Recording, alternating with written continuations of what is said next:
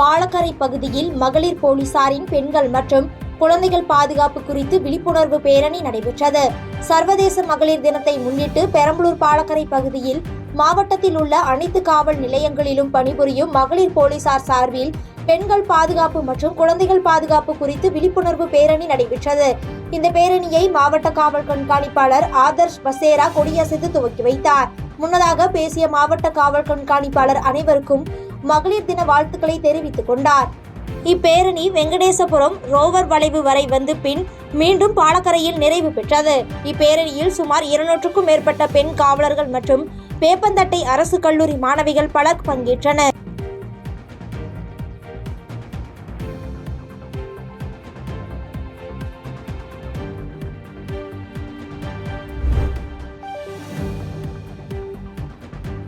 சின்னசேலம் அருகே பிரதம மந்திரி சூரிய வீடு இலவச மின்சாரம் திட்டம் குறித்து விழிப்புணர்வு ஏற்படுத்தும் நிகழ்ச்சி நடைபெற்றது.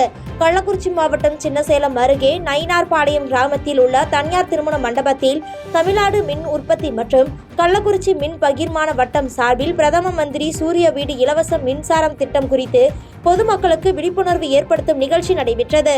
தொடர்ந்து பிரதம மந்திரி சூரிய வீடு இலவச மின்சார திட்டத்தில் பொதுமக்கள் சேர்வதற்கான வழிமுறைகள், இத்திட்டத்தின் மூலம் வீட்டின் மேற்கூரைகளில் சூரிய மின் உற்பத்தி நிலையம் அமைப்பதால் ஏற்படும் நன்மைகள் குறித்து பொதுமக்களுக்கு விளக்கம் அளித்தனர்.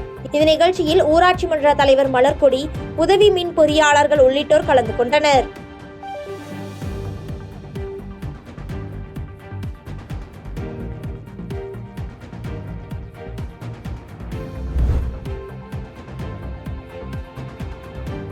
கீழ்பெண்ணாத்தூர் அருகே ஒன்றிய அரசை கண்டித்து பொதுக்கூட்டம் நடைபெற்றது. திருவண்ணாமலை மாவட்டம் கீழ்பெண்ணாத்தூர் இனமான பேராசிரியர் திடம் அவலூர்பேட்டை சாலையில் திமுக இளைஞர் அணி சார்பில் இந்தி திணிப்பு, நிதி பகிர்வில் பாரபட்சம், தொகுதி மறுசீரமைப்பில் அநீதி இழைக்கும் ஒன்றிய அரசை கண்டித்து மாவட்ட இளைஞர் அணி அமைப்பாளர் CN அண்ணாதுரை MP தலைமையில் பொதுக்கூட்டம் நடைபெற்றது. இதில் திராவிட இயக்க ஆய்வாளர் தமிழ் காமராசன், சட்டப்பேரவை துணை சபாநாயகர் கு பிச்சாண்டி ஆகியோர் கலந்து கொண்டு சிறப்புரையாற்றினர். அப்போது பேசிய அவர், இருமொழி கற்றதால் தான் இந்தியாவிலேயே தமிழகம் கல்வியில் சிறந்து விளங்குவதாகவும் மும்மொழி கற்ற மாநிலங்கள் பின்தங்கி உள்ளதாகவும் தெரிவித்தார். இந்நிகழ்ச்சியில் ஒன்றிய செயலாளர்கள், நகர செயலாளர்கள் உட்பட கழக நிர்வாகிகள் ஏராளமானோர் கலந்து கொண்டனர்.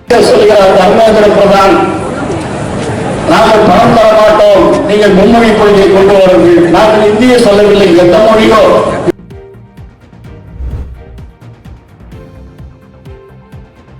தமிழ்நாடு வருவாய்த்துறை அலுவலர் சங்கம் சார்பில் மகளிர் தின விழாவில் பல்வேறு போட்டிகளில் வெற்றி பெற்றவர்களுக்கு பரிசுகள் வழங்கும் விழா நடைபெற்றது.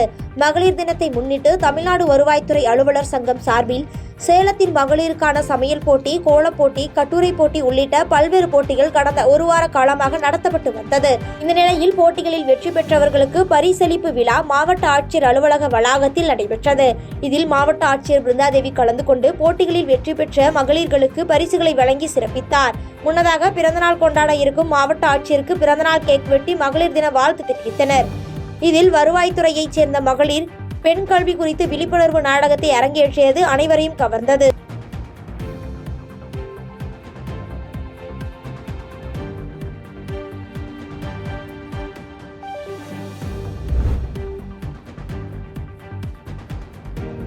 வெம்பக்கோட்டை அருகே 3ஆம் கட்ட அகழாய்வில் முதன்முறையாக சுடுமண் காதணி சேதம் அடையாமல் முழுமையாக கிடைத்தது ஆச்சரியத்தை ஏற்படுத்தியுள்ளது. விருதுநகர் மாவட்டம் வெம்பக்கோட்டை அருகே விஜயகரிசல் குளத்தில் 3ஆம் கட்ட அகழாய்வு பணி தொடர்ந்து விறுவிறுப்பாக நடைபெற்று வருகிறது. இதில் முதன்முறையாக சுடுமண் காதணி சேதம் அடையாமல் முழுமையாக கிடைத்த நிலையில் மேலும் கண்ணாடி மணிகளும் கிடைத்துள்ளது. அது மட்டுமின்றி கலைநயத்துடன் அலங்கரிக்கப்பட்ட சங்கு வளையல் உடைந்த நிலையில் கிடைத்தது. புகைப்படத்தில் இருக்கும் கண்ணாடி சுடுமண்ணால் செய்யப்பட்ட பைகோன் என்று சொல்லக்கூடிய இருமுனை கூம்பு வடிவில் கண்டறியப்பட்டது. இதுகுறித்து தமிழக நிதியமைச்சர் தங்கம் தென்னரசு தமிழரின் வரலாற்றை தாங்கி பிடிக்கும் வெம்பக்கோட்டை என்று தனது முகநூலில் பதிவிட்டுள்ளார்.